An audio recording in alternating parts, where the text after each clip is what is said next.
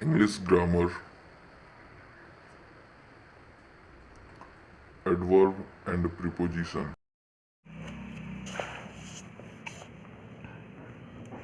देखो एडवर्ब क्या होता है। तुम लोगों को वर्ब तक पढ़ा गया। एडवर्ब देखो माने जो शब्द संज्ञा या सर्वनाम के अलावा अन्य शब्दों की विशेषता बतलाता है उसे एडवर्ब कहते हैं। जैसे एक वाक्य देखो, हरी रन्स फास्ट। फास्ट शब्द जो है रन की विशेषता अर्थात क्रिया की विशेषता बता, इसलिए क्रिया विशेषण है।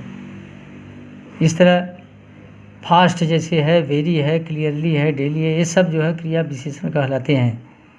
तुम लोगों को क्रिया विशेषण बहुत कुछ नहीं देखना है, नाउन और प्रोनाउन को पूरा पढ़ना है और अन्य जो है के बारे में केवल जानना है कि वर्ब क्या होता है, एडवर्ब क्या होता है, प्रीपोजिशन क्या होता है।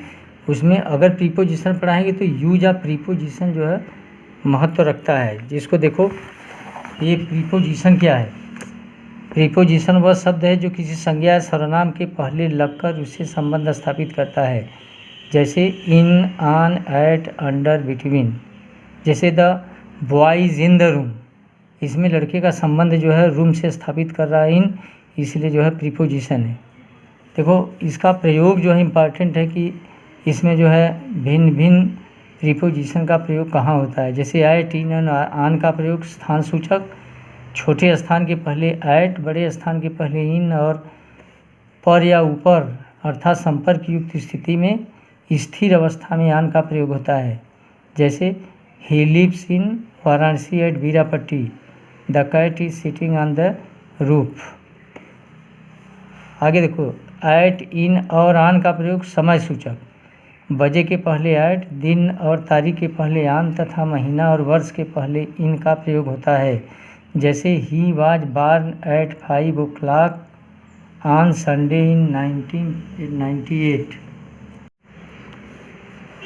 इस तरह तुम देख रहे हो कि केवल जो जो इम्पॉर्टेंट है प्रीपोजिशन उसका प्रयोग हम बता रहे हैं। जैसे इन और इनटू का प्रयोग देखो, इन जो है में और इनटू, इन और इनटू दोनों माने होता है में या अंदर।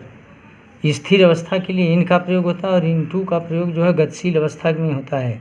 जैसे the he is in the room, वह कमरे में है।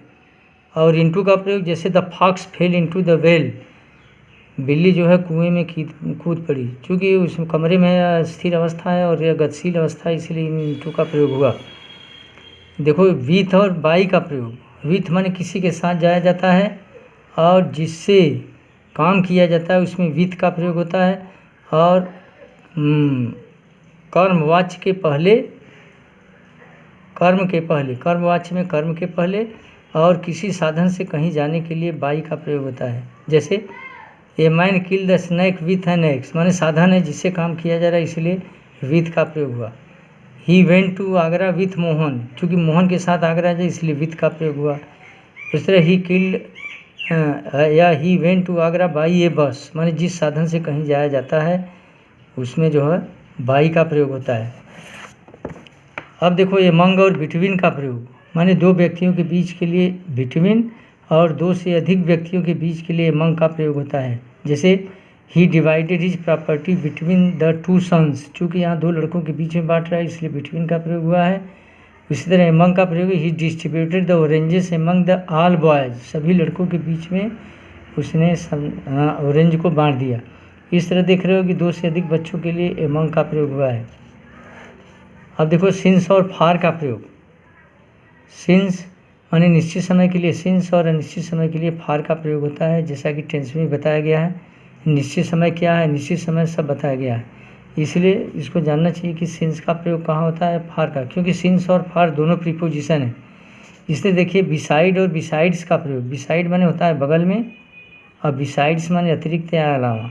जैसे my friend sat beside me, मेरा मित्र मेरे बगल में बैठ गया, तो इसलिए बिसाइड का प्रयोग होगा। Besides being a writer he is an actor, अतिरिक्त या अलावा होता है कि लेखक होने के अलावा या अतिरिक्त ही इज एन एक्टर, वह एक अभिनेता भी है। अब देखिए फ्रॉम और टू का प्रयोग, फ्रॉम माने किसी स्थान को छोड़ने के लिए अर्थात जहाँ अलग होया जाता है उसमें फ्रॉम का प्रयोग होता है, तथा जहाँ जोड़ा जाता है या जो व्यक्ति जुड़ता है या कहीं जाया जाता है उसमें टू का प्रयोग होता है। जैसे ही केम टू मी, वह मेरे पास आया, अर्थात इसमें टू का प्रयोग होगा। ही सी वॉज एबसेंट फ्रॉम मंडे, या सी केम फ्रॉम दिल्ली, वह दिल्ली से आया, दिल्ली को छोड़कर अलग हो रहा है इसलिए। और चूँकि ही केम टू मी या he went to school, school जा रहा है अर्थात उससे जुट रहा है इसलिए। अब देखिए आन और अपान का प्रयोग। आन का प्रयोग हमने पहले बताया था कि आन का प्रयोग स्थिर अवस्था में और या ऊपर अर्थ के लिए होता है, और अपान का प्रयोग गतिशील अवस्था में होता है। जैसे the cat is on the table, यह बिल्ली टेबल पर है, यह स्थिर है पहले से इसलिए आन का प्रयोग होता है। इसी तरह the cat jumped upon the table, बिल्ली जो है टेबल पर कूद गई, यहाँ गतिशील अवस्था है इसलिए पर या ऊपर अर्थ के लिए जो है अपान का प्रयोग, क्योंकि बिल्ली जो है कूद रही अर्थात गतिशील अवस्था में हो जा रही। अब देखिए इसमें यूज ऑफ फार का प्रयोग, कि जो वस्तु किसी खरीदी जाती है या बेची जाती है और उसकी जो कीमत होती है उसके पहले फार का प्रयोग होता है। जैसे ही बाट ए बुक फॉर 10 रुपीज़, उसने किताब को 10 रुपये में खरीदा। इसी तरह बेचने के लिए भी कीमत के पहले फार का प्रयोग होता है। यूज ऑफ आप का प्रयोग बहुत इम्पॉर्टेंट है। जैसे जिस पर गर्व किया जाता है, जिस बीमारी से मरा जाता है, अथवा जिसके ऊपर स्वाभिमान किया जाता है, आप का प्रयोग होता है। जैसे I am proud of my country, मुझे अपने देश पर गर्व है। He is proud of his boy, he is a students, वह उसे अपने विद्यार्थी पर गर्व है। उसी तरह ही डाइड ऑफ कॉलरा, वह जो है कॉलरा से मर गया। ही डाइड ऑफ डिसेंट्री, वह पेचिश से मर गया जिसे मरा जाता है, उसमें जो है उसका प्रयोग प्राउड ऑफ का प्रयोग होता है। इस तरह जो है ए प्रीपोजिशन बहुत महत्वपूर्ण है जिसको तुम लोगों को याद करना है।